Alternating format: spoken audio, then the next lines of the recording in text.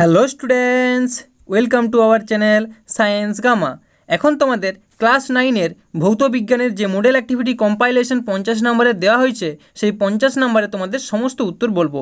তো তোমরা যদি এই চ্যানেলটি এখনও না সাবস্ক্রাইব করে থাকো, তাহলে এই ধরনের ভিডিও দ্রুত আপডেট পাওয়ার জন্য তোমরা অবশ্যই চ্যানেলটিকে সাবস্ক্রাইব করো।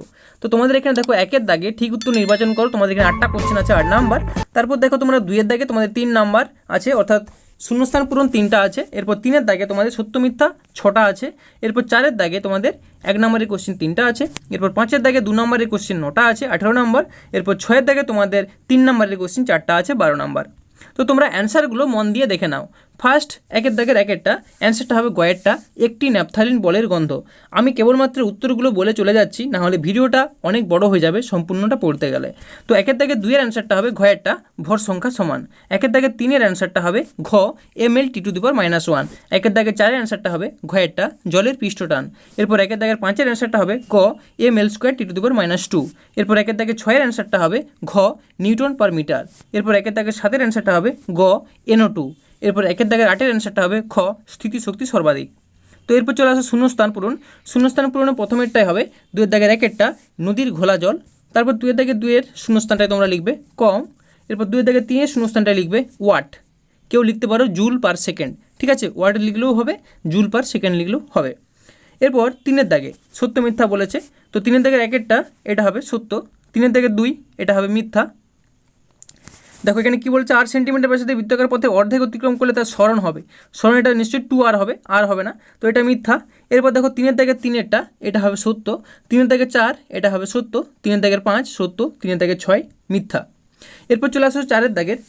তো 4-এর দাগের 1-এর অ্যান্সারটা হবে 44 × 10⁻³ কেজি।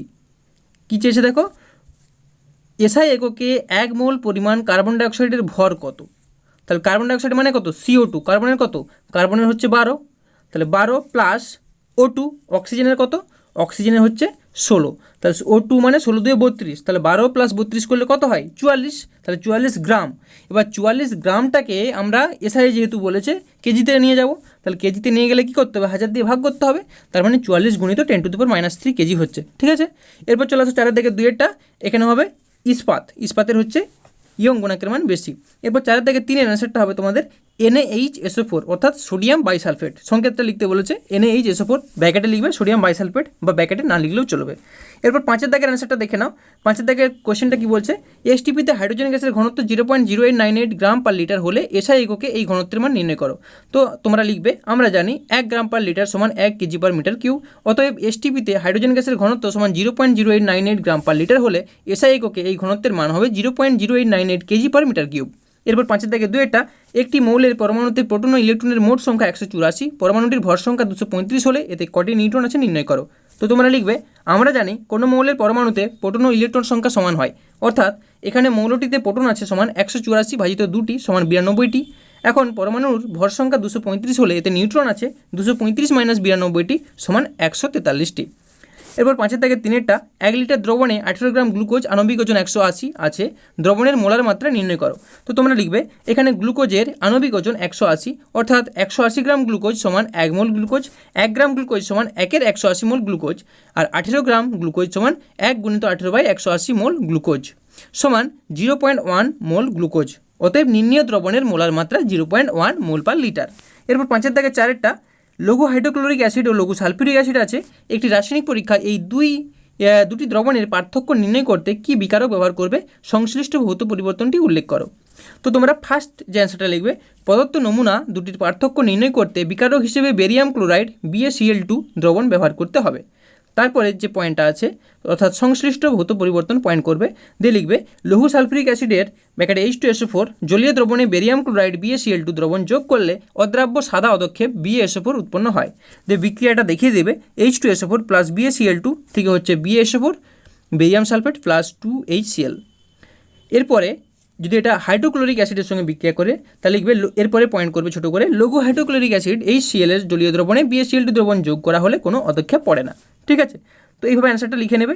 এরপর 5-এর দাগের 5-এরটা, জলে সোডিয়াম ক্লোরাইড আয়ন দ্রবীভূত হওয়া আর প্রোটিন অণু দ্রবীভূত হওয়ার মধ্যে প্রধান পার্থক্য কী তা ব্যাখ্যা করো। তো উত্তরটা তোমরা লিখবে, জলে সোডিয়াম ক্লোরাইড NaCl আয়ন দ্রবীভূত হলে তা Na+ ক্যাটায়ন এবং Cl- অ্যানায়নে বিয়োজিত হয়ে যায়, ফলে সোডিয়াম ক্লোরাইড জলের মধ্যে সম্পূর্ণরূপে দ্রবীভূত হয়ে যায়।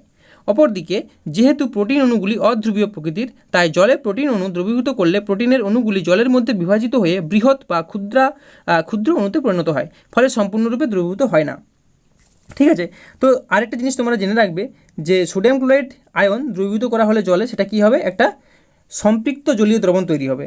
আর যখন আমরা করব, একটা প্রোটিন অণুকে দ্রবীভূত করব, তখন সেটা কী হবে, একটা কলোয়েডীয় দ্রবণ তৈরি হবে। যেমন আমরা স্টার্চকে জলে মিশিয়ে গরম করলে সেটা একটা কলোয়েডীয় দ্রবণ উৎপন্ন হয়। ঠিক আছে, তো তোমাদের এখানে একটা পয়েন্ট লিখলেই হবে, অর্থাৎ যেটা তোমরা কোশ্চেন অ্যান্সারটা দেখতে পাচ্ছ এটাই লিখবে। এরপর 5 দাগে 6টা, কোনো বস্তুর ভর m ও গতিশক্তি E হলে প্রমাণ করো যে বস্তুর ভরবেগ 2me whole to the power half, অর্থাৎ √2me।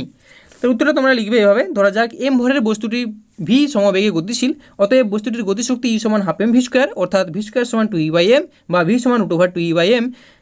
এবার লিখবে যে এবং বস্তুর রৈখিক ভরবেগ p সমান mv সমান m ইন্টু √2e/m সমান √2e/√m ইন্টু m সমান √2me। তো এটা তোমাদের অ্যান্সার। এরপর চলে আসো 5 দাগের 7টা, সাধারণ স্কেলের সাহায্যে একটি পাতলা পাতার গড় বেদের মান কীভাবে নির্ণয় করা যায়। তো উত্তরে তোমরা লিখবে, সাধারণ স্কেলের সাহায্যে প্রত্যক্ষভাবে 1 মিলিমিটার অপেক্ষা কম দৈর্ঘ্য পরিমাপ করা সম্ভব নয়।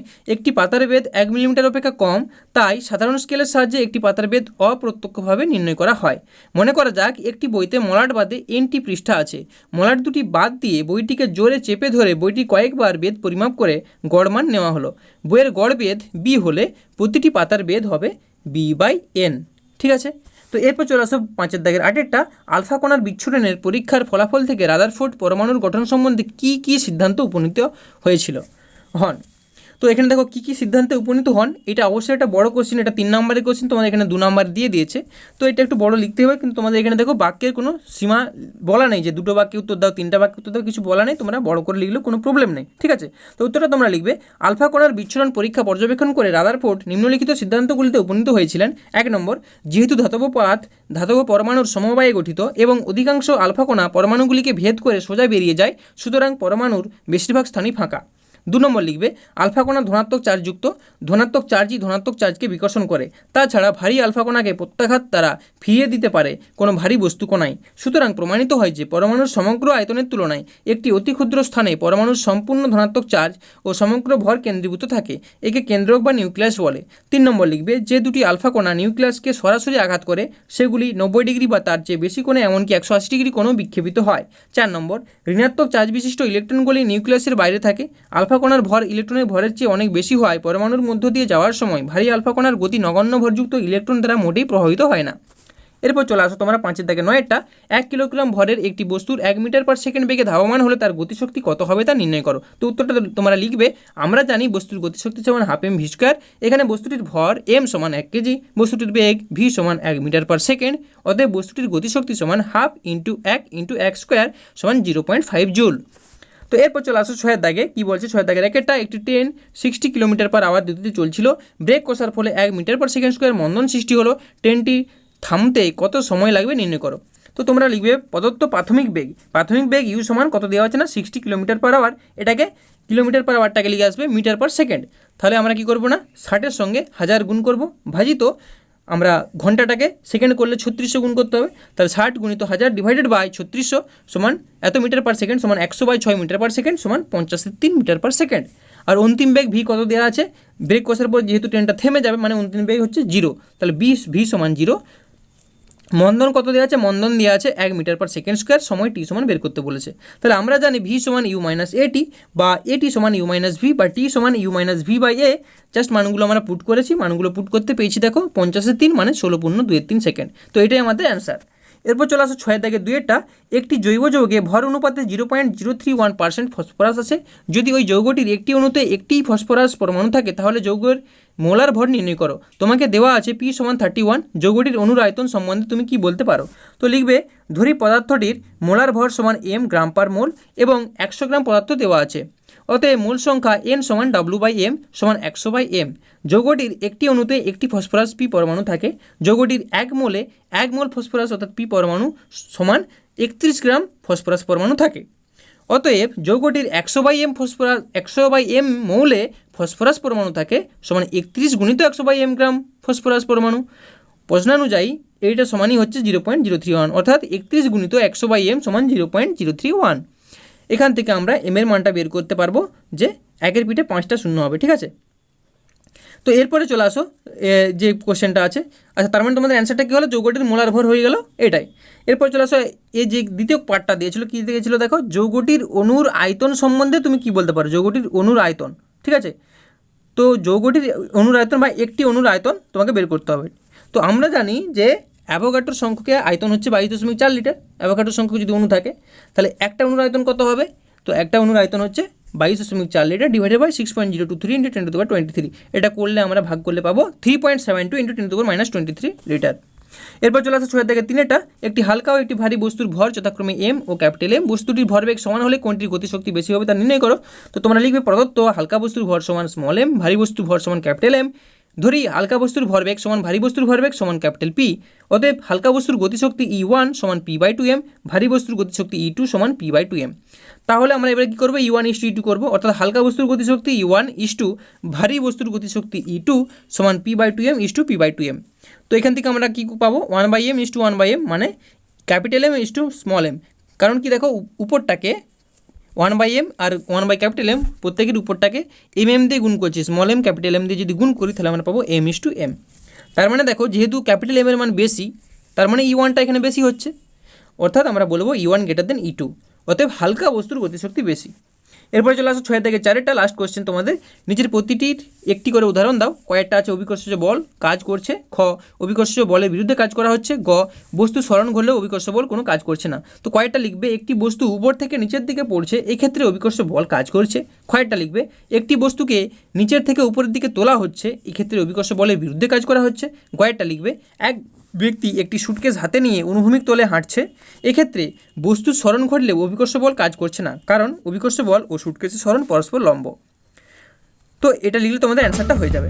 তো এটাই ছিল তোমাদের মডেল অ্যাক্টিভিটি কম্পাইলেশন 50 নম্বরের। যদি তোমাদের ভিডিওটি ভালো লাগে, ভিডিওটিকে অবশ্যই একটি লাইক করো, আর এই চ্যানেল নতুন হয়ে থাকলে অবশ্যই চ্যানেলটিকে সাবস্ক্রাইব করো। ওকে, ধন্যবাদ।